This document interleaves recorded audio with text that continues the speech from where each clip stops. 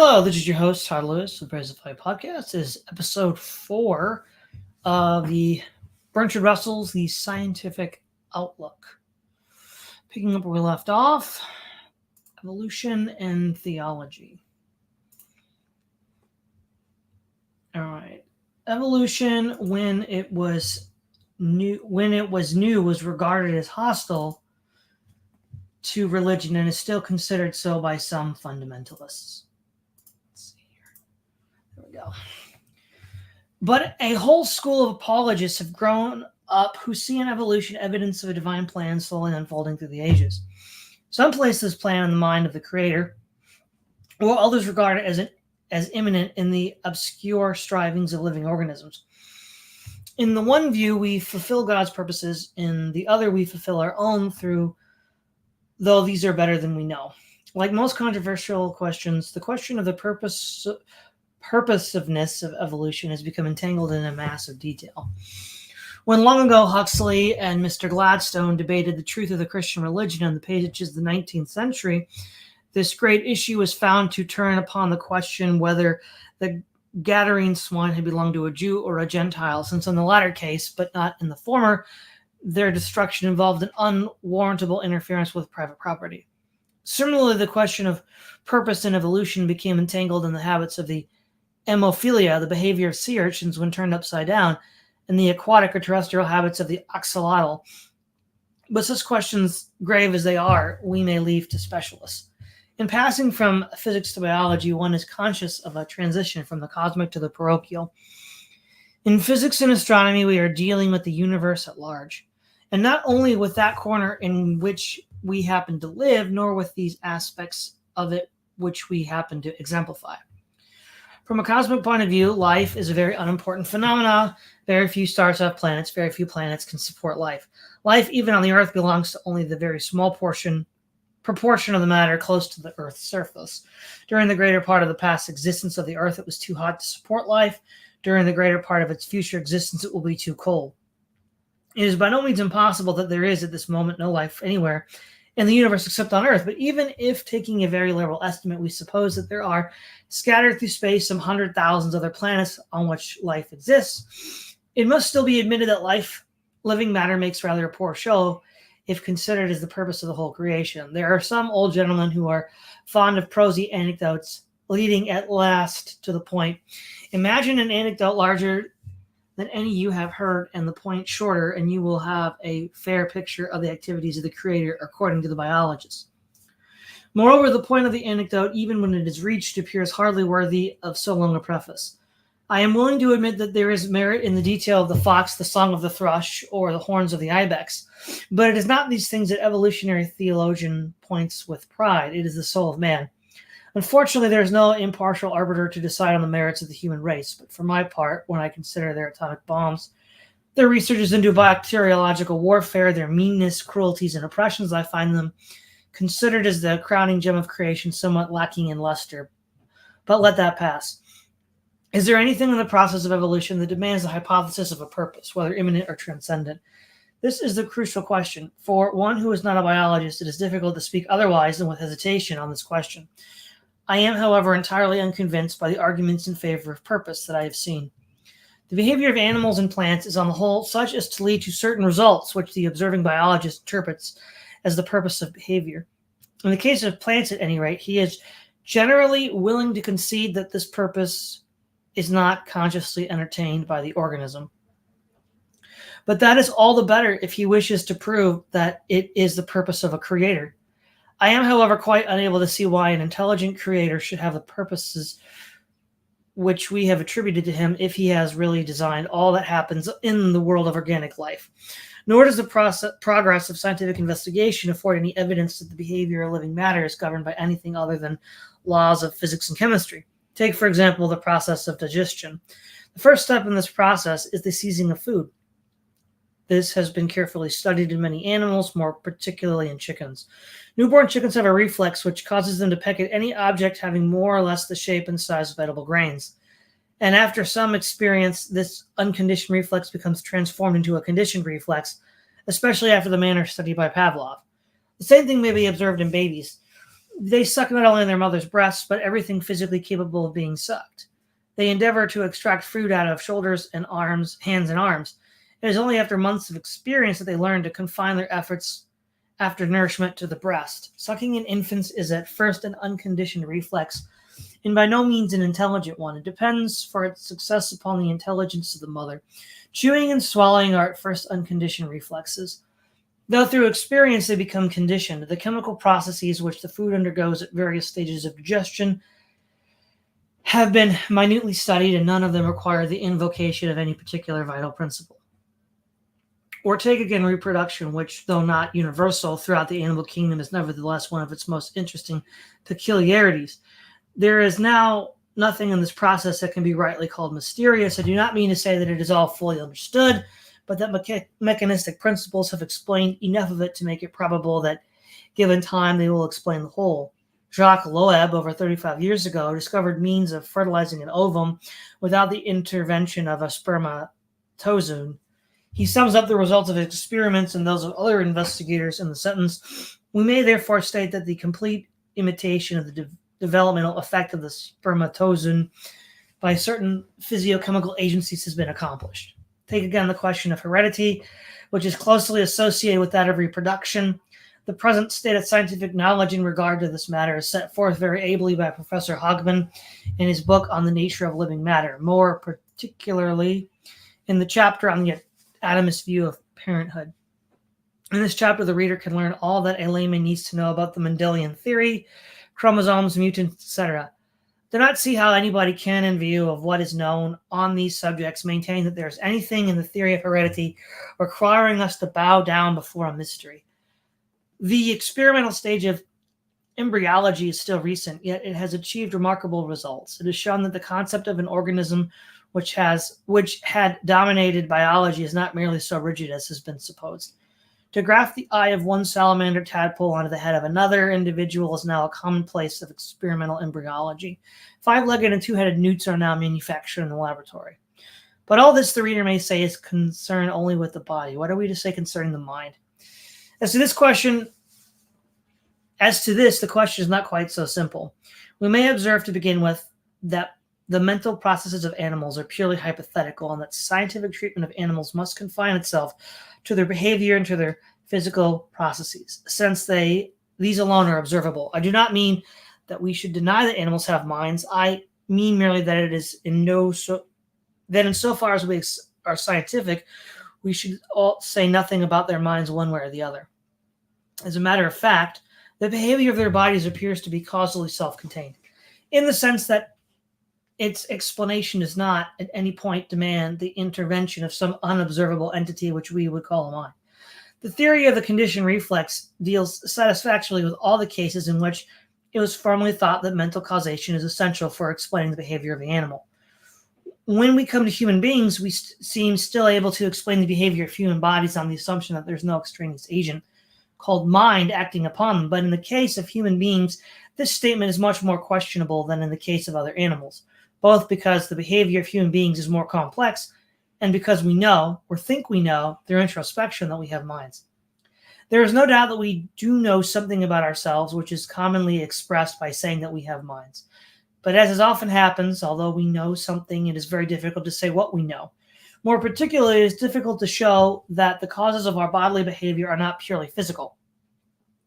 It seems to introspection as though there were something called the will, which causes these movements that we call voluntary. It is, however, quite possible that such movements have a complete chain of physical causes to which the will, whatever it may be, is a mere concomitant. Or perhaps, since the subject matter of physics is no longer matter in the old sense, it may be that what we call our thoughts are ingredients of the complexes with which physics has replaced the old conception of matter. The dualism of mind and matter is out of date. Matter has become more like mind, and mind has become more like matter than seemed possible at an earlier stage of science. One is led to suppose that what really exists is something intermediate between a billiard balls of old-fashioned materialism and the soul of old-fashioned psychology. There is here, however, an important distinction to be made. There is, on the one hand, the question of the sort of stuff the world is made of, on the one hand. The question as to its causal skeleton. Science has been, from its inception, though at first not exclusively a form of what may be called power thought. That is to say, it has been concerned to understand what causes the processes we observe rather than to analyze the ingredients of which they are composed. The highly abstract scheme of physics gives, it should seem, the causal skeleton of the world, while leaving out all the color and variety and individuality of the things that compose the world. In suggesting that the causal skeleton supplied by physics is, in theory, adequate to give the causal laws concerning the behavior of human bodies, we are not suggesting that this bare abstraction tell us anything about the contents of human minds, or, for that matter, about the actual constitution of what we regard as matter. The billiard balls of old-fashioned materialism were far too concrete and sensible to be admitted into the framework of modern physics.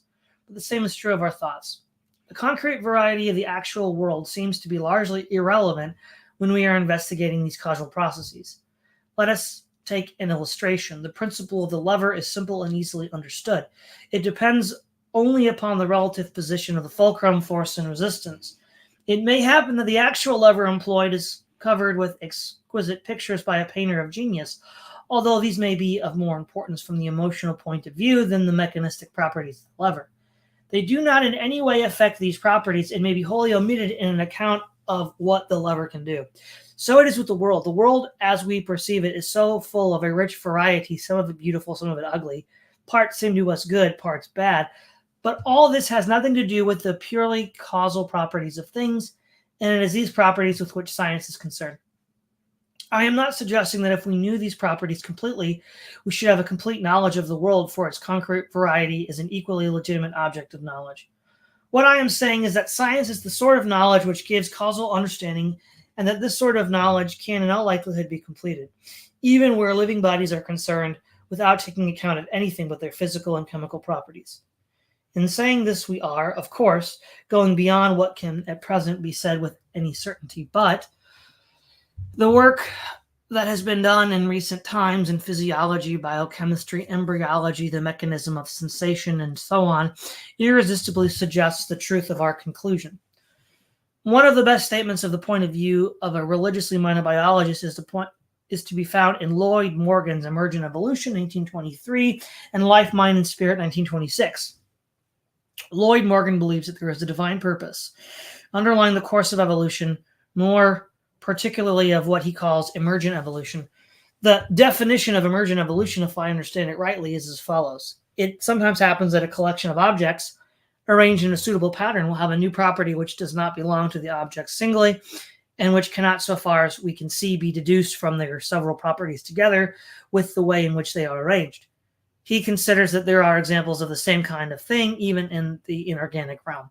The atom, the molecule, and the crystal will all have properties which, if I understand Lloyd Morgan right, he regards as not deducible from the properties of their constituents. The same holds in a higher degree of living organisms, and most of all of these higher organisms which possess what we call minds. Our minds, he would say, are, it is true, associated with the physical organism, but are not deducible from properties of that organism considered as an arrangement of atoms in space. Emergent evolution, he says, is from first to last a revelation and manifestation of that which I speak of as a divine purpose. Again, he says, some of us, and I for one, end with the concept of activity under acknowledgement as part and parcel of divine purpose. Sin, however, is not contributory to the manifestation of the divine purpose. It would be easier to deal with this view if any reasons were advanced in its favor, but so far as I have been able to discover from Professor Lloyd Morgan's pages, he considers that the doctrine is its own recommendation and does not need to be demonstrated by appeals to the mere understanding. I do not pretend to know whether Professor Lloyd Morgan's opinion is false, for ought I to know the contrary, there may be a being of infinite power who chooses that children should die of meningitis and older people of cancer. These things occur as the result of evolution.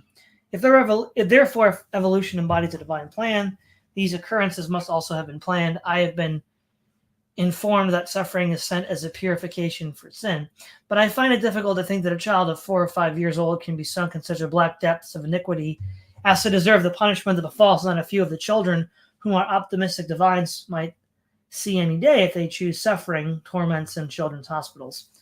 Again, I am told that though the child himself may not have sinned very deeply, he deserves to suffer on account of his parents' wickedness. I can only repeat that if this is the divine sense of justice, it differs from mine, and that I think mine superior. If indeed the world in which we live has been produced in accordance with a plan, we shall have to reckon Nero as saint in comparison with the author of that plan. Fortunately, however, the evidence of divine purpose is non-existent, so at least one must infer from the fact that no evidence is deduced by those who believe in it. We are, therefore, spared the necessity for that attitude of impotent hatred which every brave and humane man would otherwise be called upon to adopt towards the almighty tyrant. We have reviewed in this chapter a number of different apologies for religion on the part of eminent men of science.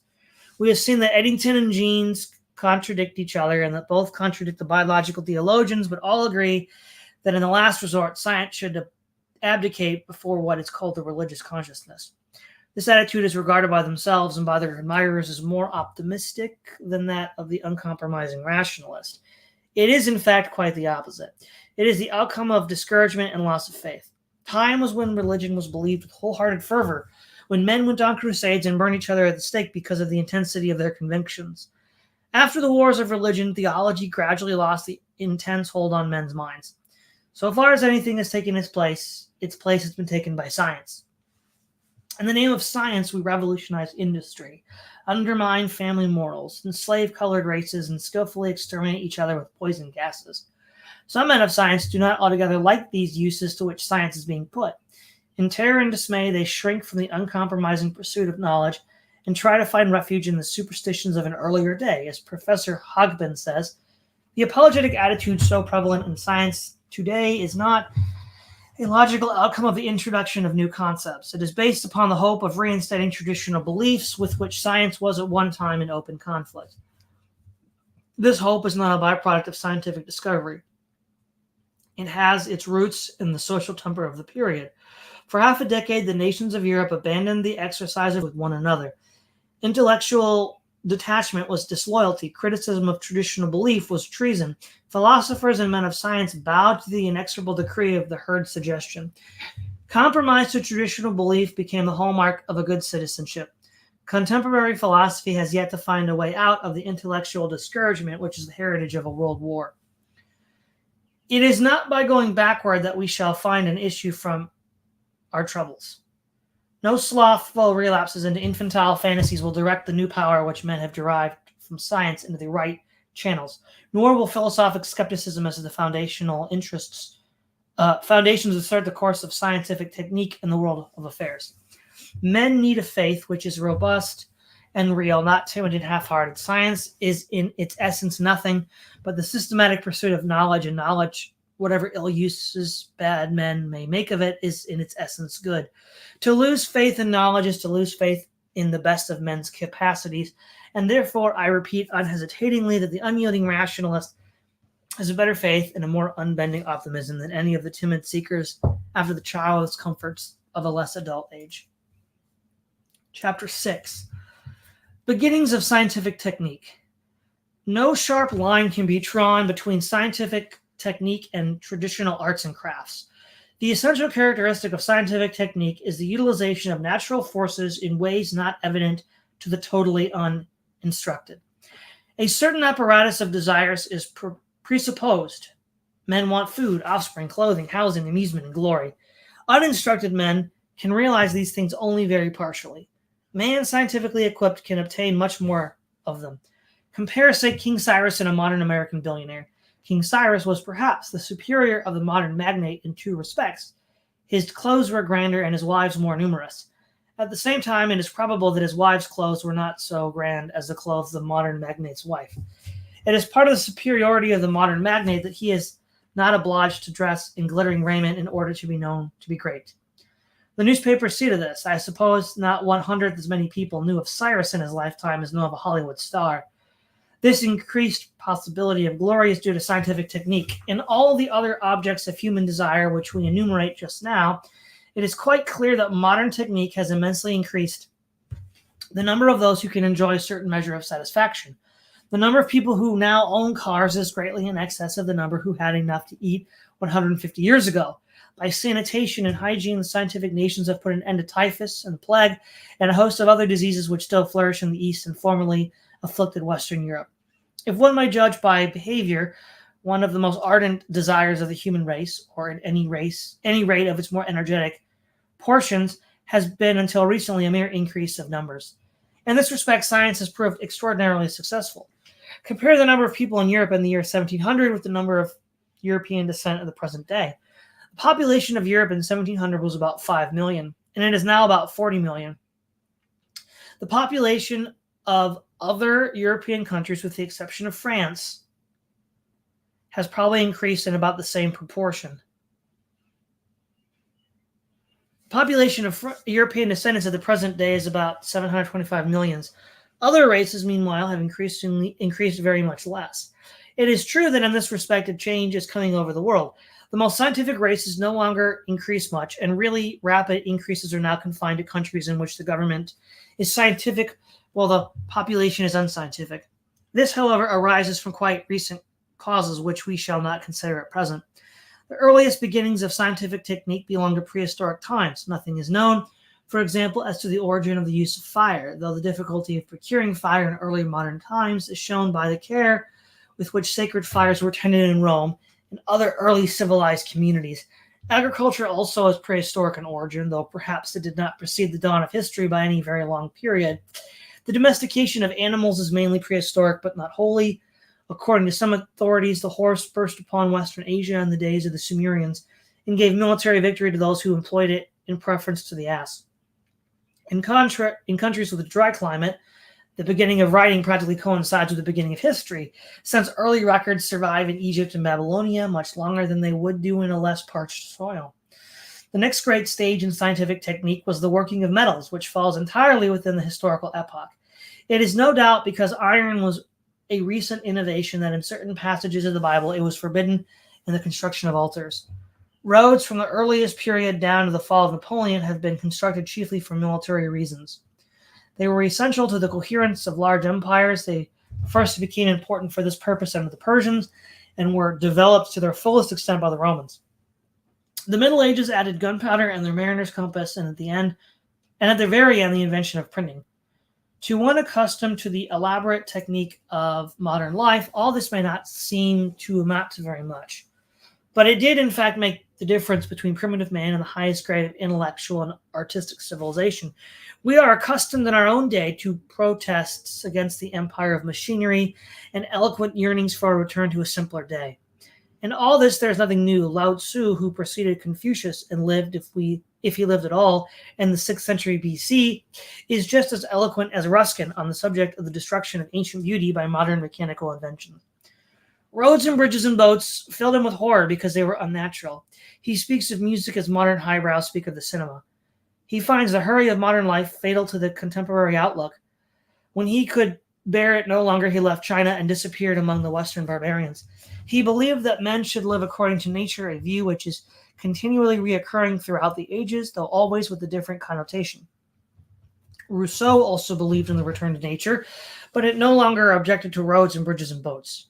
It was courts and late hours and the sophisticated pleasures of the rich that roused his ire. The sort of man that seemed to him an unspoiled child of nature would have seemed to Lao Tzu incredibly different from those that he calls the pure men of old. Lao Tzu objects to the taming of the horses and to the arts of the potter and the carpenter. To Rousseau, the carpenter would seem the very epitome of honest toil. Return to nature means in practice return to those conditions to which the writer in question was accustomed in his youth.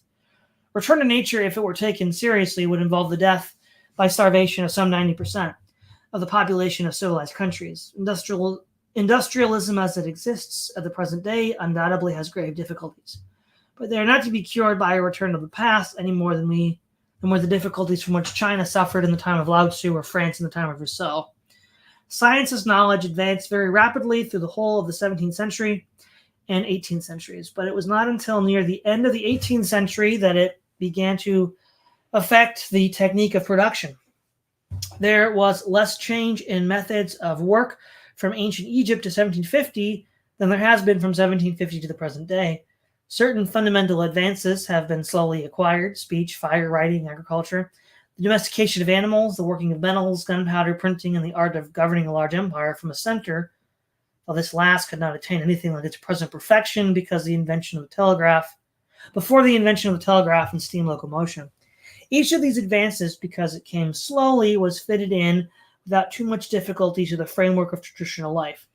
And men were at no point conscious of a revolution in their daily habits. Almost all these things that an adult man wished to speak about had been familiar to him as a child and to his father and grandfather before him. This had undoubtedly certain good effects, which have become lost through the rapid technological progress of modern times. The poet could speak of contemporary life in words that had become rich through long usage and full of color through the embedded emotions of past ages. Nowadays, he must either ignore contemporary life or fill his poems with words that are stark and harsh. It is possible in poetry to write a letter, but difficult to speak over the telephone. It is possible to listen to Lydian airs, but not to the radio. It is possible to ride like the wind upon a fiery steed, but difficult in any known meter to go much faster than the wind in an automobile. The poet may wish for wings to fly to his love, but feels rather foolish in doing so, and he remembers that he could order an airplane at Croydon. The aesthetic effects of science have thus been, on the whole, unfortunate. Not, I think, owing to any essential quality of science, but owing to the rapidly changing environment in which the modern man lives. In other respects, however, the effects of science have been much more fortunate. It is a curious fact that the doubts as to the ultimate metaphysical value of scientific knowledge have no bearing whatever upon its usefulness in relation to the technique of production. Scientific method is closely connected with the social virtue of impartiality. Paget, in his book on Judgment and Reasoning in the Child, contends that the reasoning faculty is a product of the social sense. Every child, he says, begins with a dream of omnipotence in which all facts are bent to his wishes. Gradually, through contact with others, he is forced to the realization that their wishes may be opposed to his and that his wishes are not invariable arbiters of truth. Reasoning, according to Paget, develops as a method of arriving at social truth upon which all men can agree. This condition is, I think, largely valid and emphasizes one great merit of the scientific method, namely that it tends to avoid the intractable disputes which arise when private emotion is regarded as the test of truth. Paget ignores another aspect of the scientific method, namely that it gives power over the environment and also power of adaptation to the environment. It may be, for example, an advantage to be able to predict the weather, and if one man is right on this point while all his companions are wrong, the advantage nevertheless remains with him, though a purely social definition of truth would compel us to regard him as in the wrong. It is success in this particular test of power over the environment or adaptation to it which has given science its prestige. The Chinese emperors repeatedly refrained from persecuting the Jesuits because the latter were on the right as to the dates of eclipses, when the Chinese astronomers were in the wrong. All modern life is built upon this practical success of science, at any rate where the inanimate world is concerned. It has been hitherto less successful in direct application to man, and it therefore still meets with opposition from traditional beliefs where man is concerned. But it cannot well be doubted that if our civilization survives, man will also soon come to be viewed scientifically. This will have a great effect upon education and the criminal law, perhaps also on family life. Such developments, however, belong to the future. The essential novelty about scientific technique is the utilization of natural forces in ways that are not obvious to the untrained observation, but have been discovered by deliberate research. The use of steam, which was one of the earliest steps in modern technique, is on the borderline, since anybody can observe the force of steam in a kettle, as James Watt is traditionally supposed to have done. The use of electricity is far more definitely scientific. The use of water power in an old-fashioned water mill is pre-scientific, because the whole mechanism is patent to the untrained observer, but modern use of water power by means of turbines is scientific, since the process engendered is completely surprising to the person without scientific knowledge. Clearly, the line between scientific and traditional technique is not a sharp one, and no one can say exactly where the one ends and the other begins. Primitive agriculturalists used human bodies for manure and imagined their beneficial effect to be magical. This stage was definitely pre-scientific. The use of natural manures, which succeeded it and has persisted down to our own day, is scientific if it is regarded by a careful study of organic chemistry, but unscientific if it proceeds by a rule of thumb. The use of artificial nitrates, since it employs chemical processes only found after long search by skillful chemists, is definitely and unambiguously scientific. The most essential characteristic of scientific technique is that it proceeds from the experiment, not from tradition. The experimental habit of mind is a difficult one for most people to maintain. Indeed, the science of one generation has already become the tradition of the next, And there are two still wide fields, notably that of religion, into which the experimental spirit has hardly penetrated at all. Nevertheless, it is the spirit which is characteristic of modern times, as contrasted with all earlier ages. And it is because of this spirit that the power of man in relation to his environment has become, during the last 150 years, so immeasurably greater than it was in the civilizations of the past.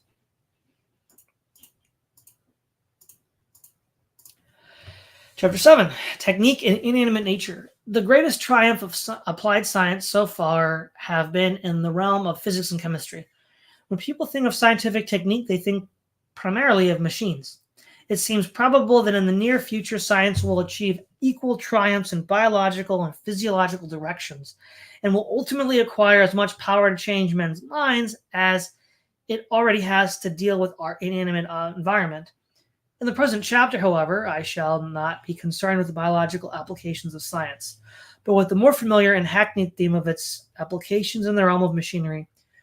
Most machines, in the narrow sense of that word, do not involve anything that deserves to be called science.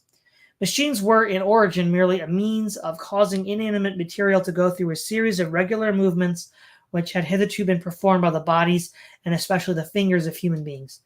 This is particularly obvious in the case of spinning and weaving. Not very much technique was involved in the invention of railways or in the early stages of steam navigation.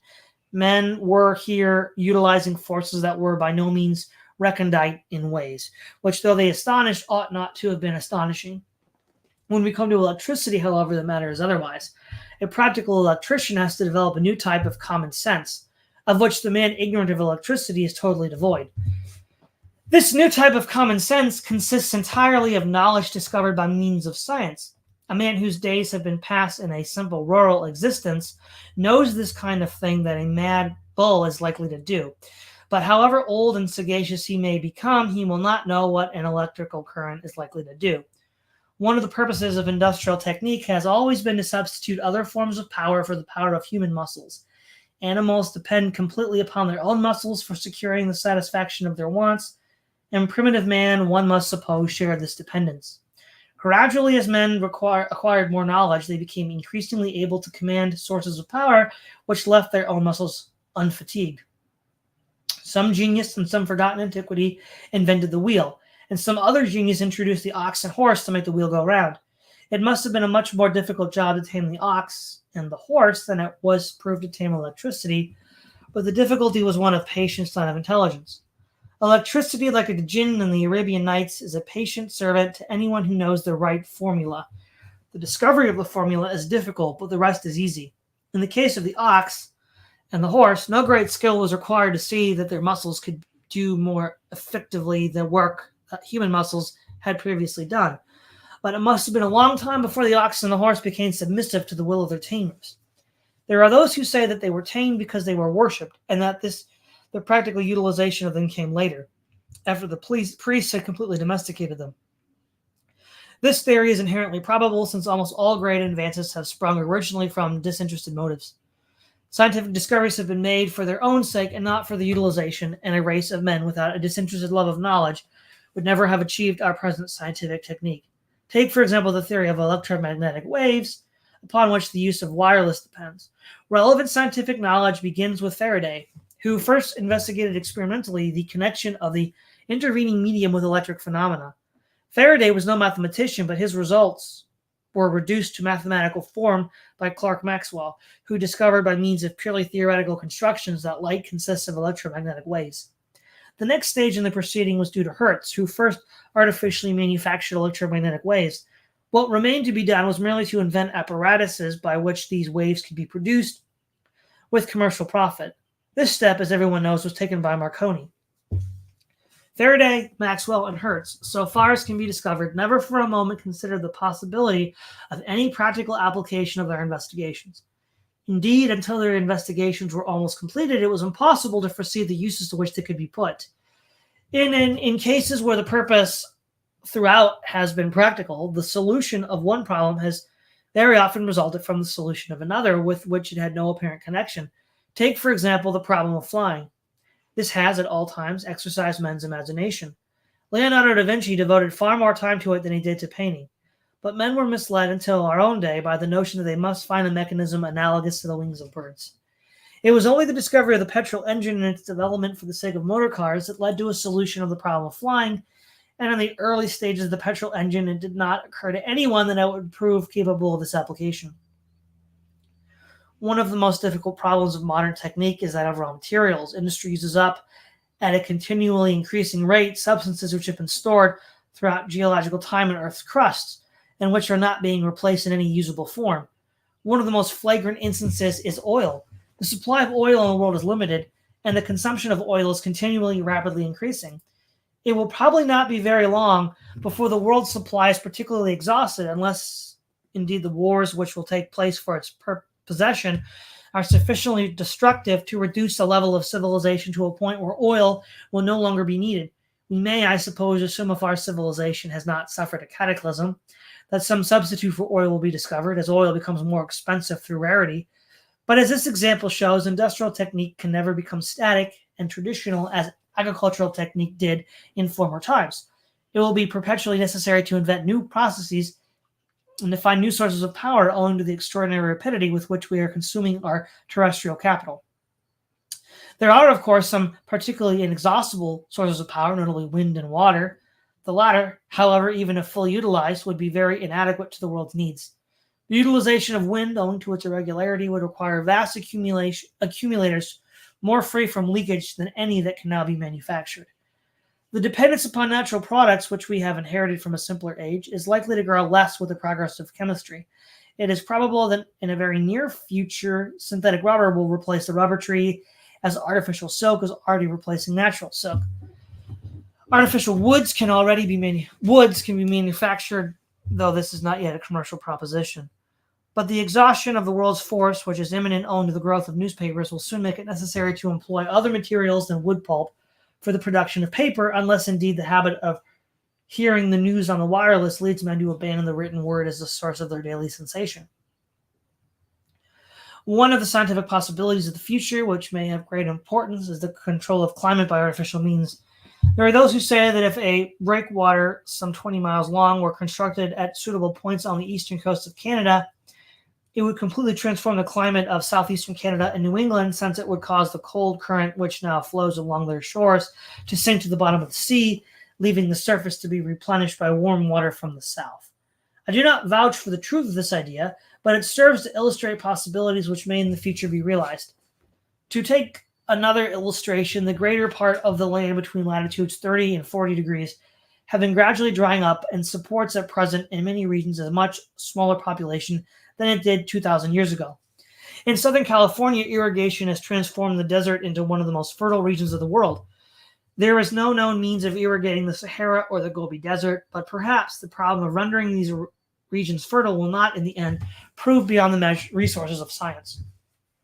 Modern technique has given man a sense of power, which is rapidly altering his whole mentality.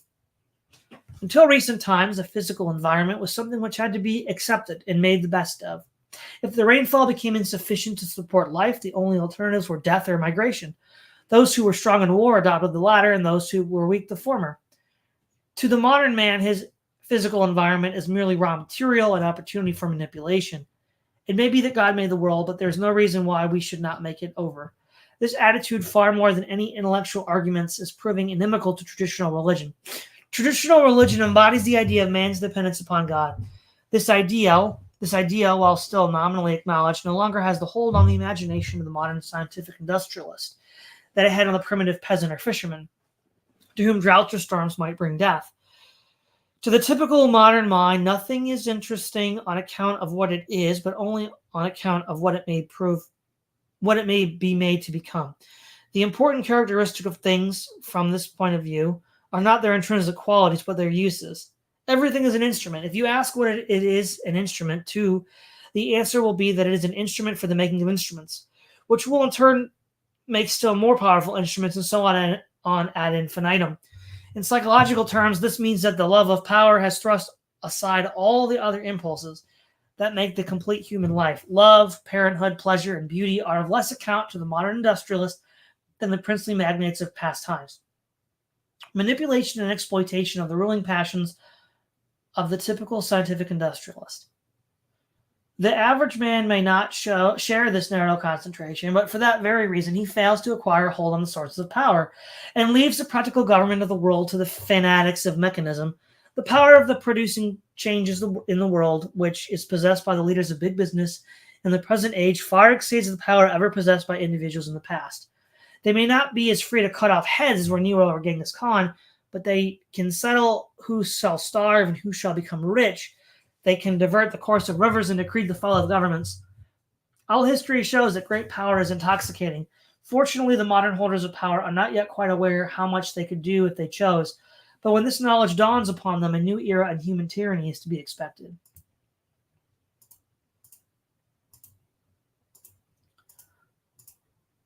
All right. We got one more chapter for tonight. Technique in Biology, Chapter 8. Scientific technique has been applied by human beings to satisfy a number of diverse desires.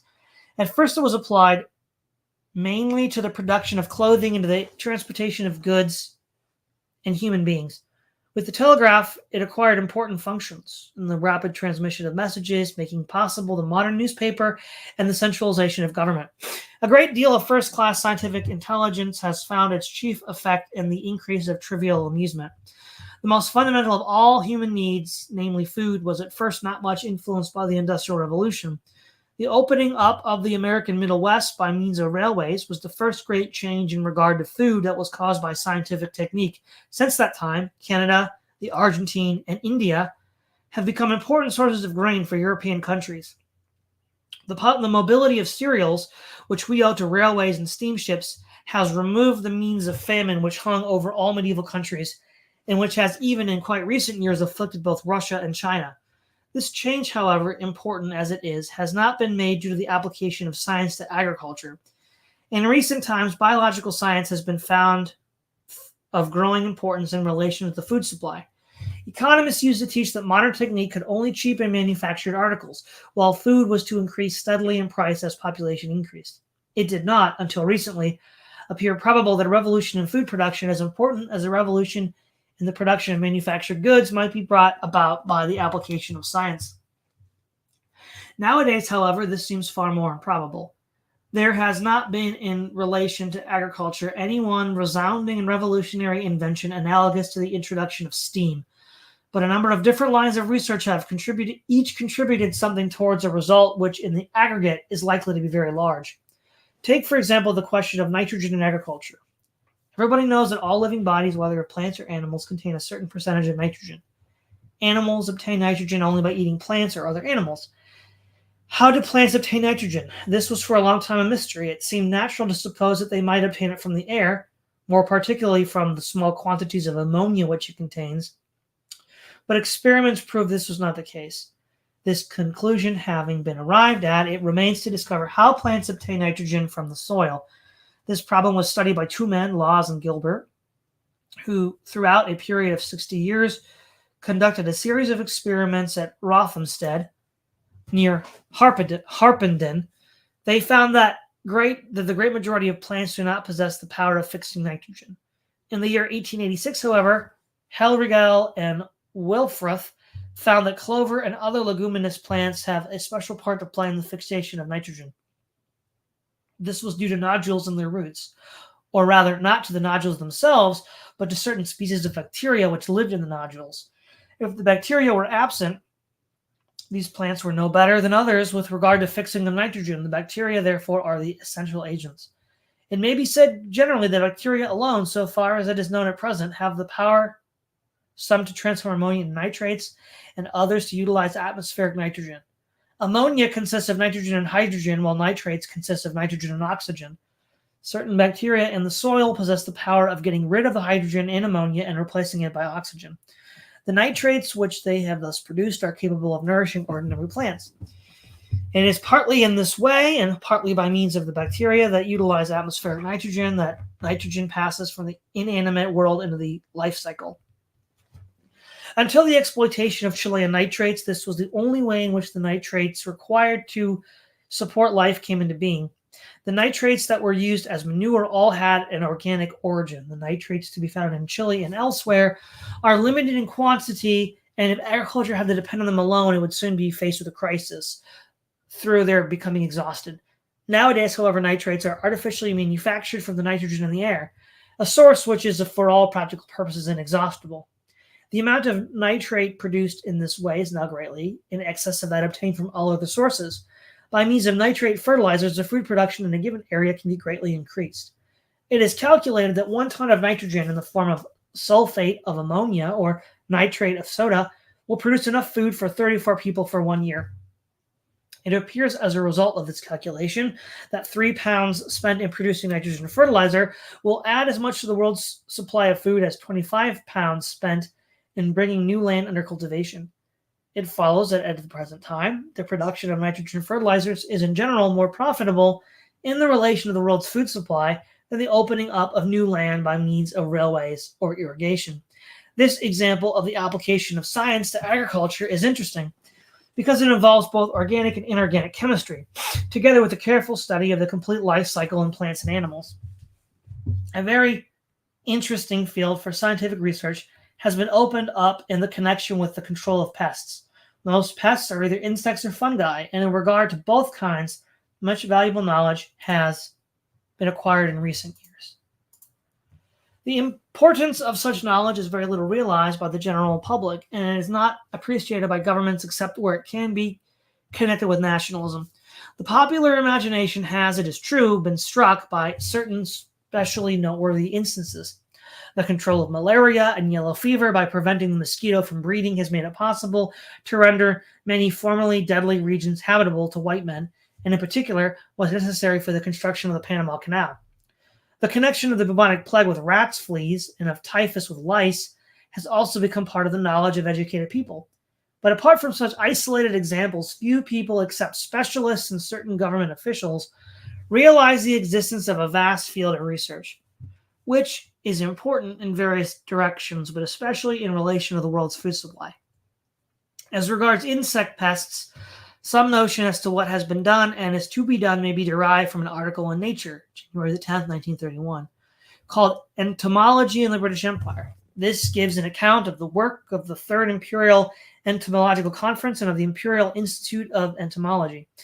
I wonder how many of my readers know that such bodies exist. Yet it appears that on the average 10% of the agricultural produce of the world is destroyed each year by insects.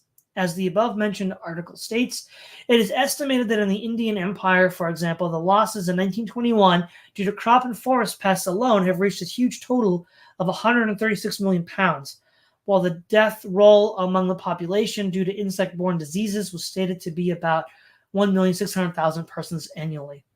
In Canada, about 30 million pounds is lost every year through insect depredations among field and fruit crops and the forests. In South Africa, one pest, the maize stalk borer, incurred losses of about 2,750,000 pounds in a single year. There are two kinds of methods of controlling insect pests, namely physico-chemical methods and biological methods. The former consists usually of fumigation. The latter, which are the more interesting scientifically, consists in the discovery of parasites which will prey upon the destructive insects. On the principle expressed in the rhyme, big fleas have little fleas upon their backs to bite them. Little fleas have smaller fleas, and so on ad infinitum. In general, in the regions where a pest is indigenous, some parasite exists which keeps its numbers down. But where the pest is accidentally introduced into a new country, the parasite may be left behind, with the result that the pest effects on intensity of destruction quite out of proportion to what it can achieve at home. Modern improvements in transport have, of course, promoted the spread of noxious insects, and have therefore rendered the problem of their control more urgent.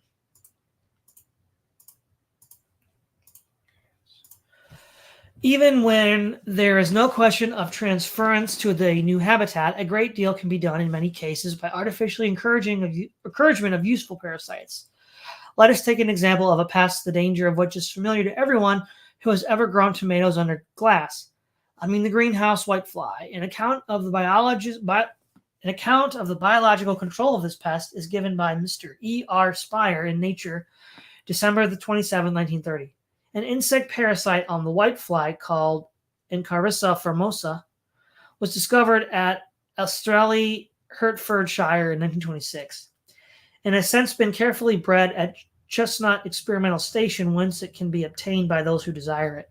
Throughout the country of Hertfordshire, where the area of cultivation under glass is equal to that in the whole rest of Great Britain, the parasites that have escaped from the chestnut have been sufficiently numerous to reduce the whitefly population to a small fraction of what it was 6 years ago. Economic entomology is a subject of great importance in which the United States is far ahead of the British Empire, though its potential usefulness in the latter is at least as great as in the former. Such problems as the extermination of the locust and the tsetse fly, which is the cause of sleeping sickness, will probably not be beyond the resources of science in the near future. Fungi are scarcely less harmful as pests than insects.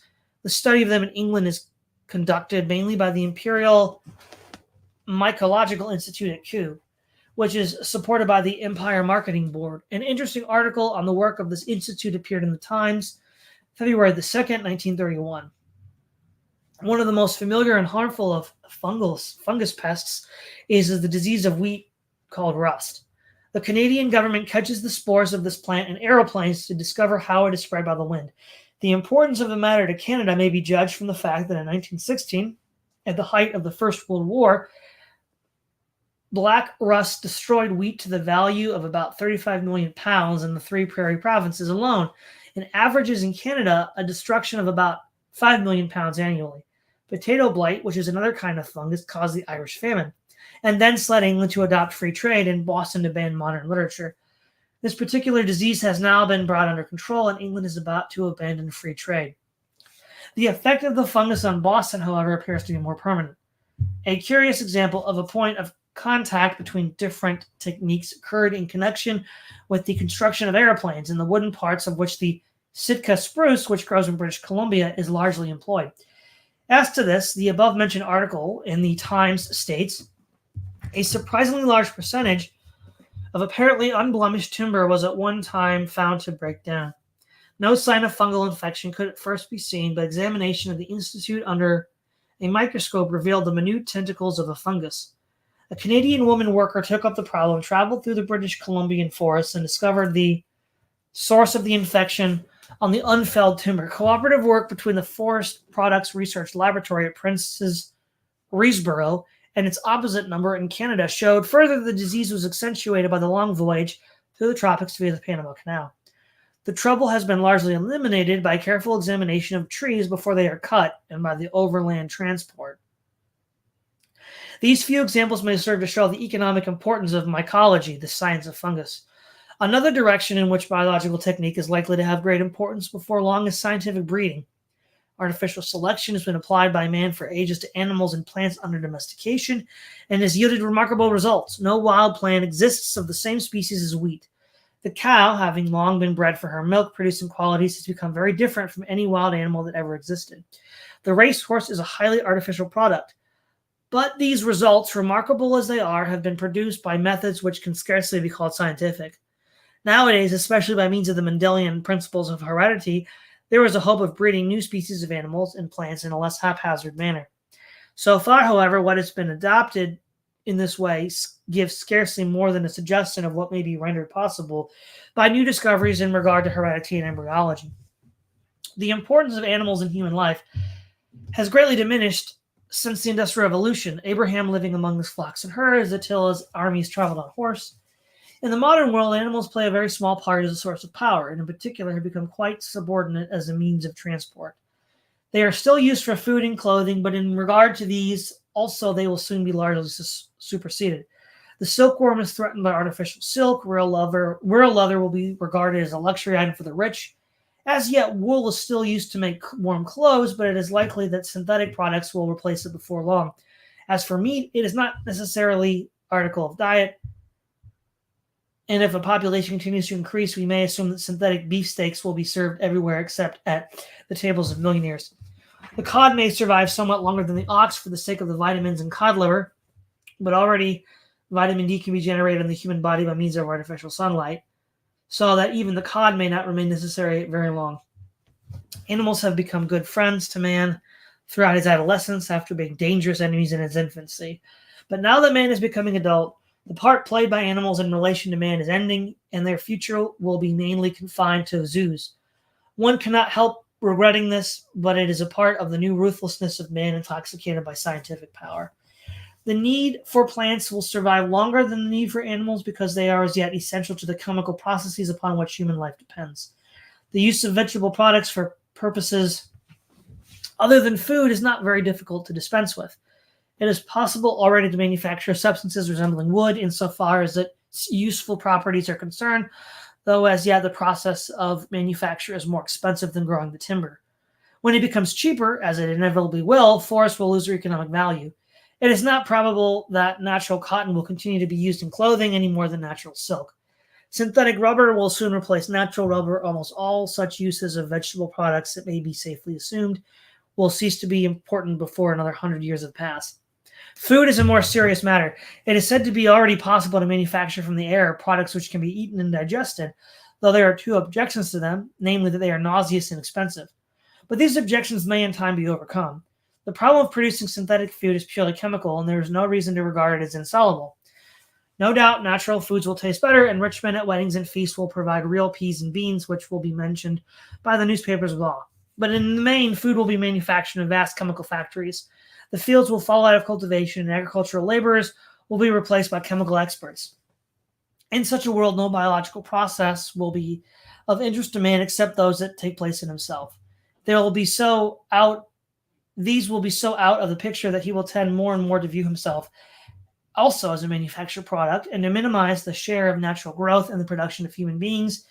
He will come to value only what is deliberately caused by human agency, not what results from nature's unaided handiwork. Men will acquire power to alter themselves and will inevitably use this power. What they will make of the species I do not venture to predict. Okay, that is all that we have for tonight. We have Ryan Young. Wow, a lot of people in the chat. Mr. Maverickism, Ryan Young, Frederick 1483. Hello. Record Deepness. Hello. All right, make sure to tune in next week at the same time for part 5. It's Todd Lewis, the Praise of Life podcast, signing off.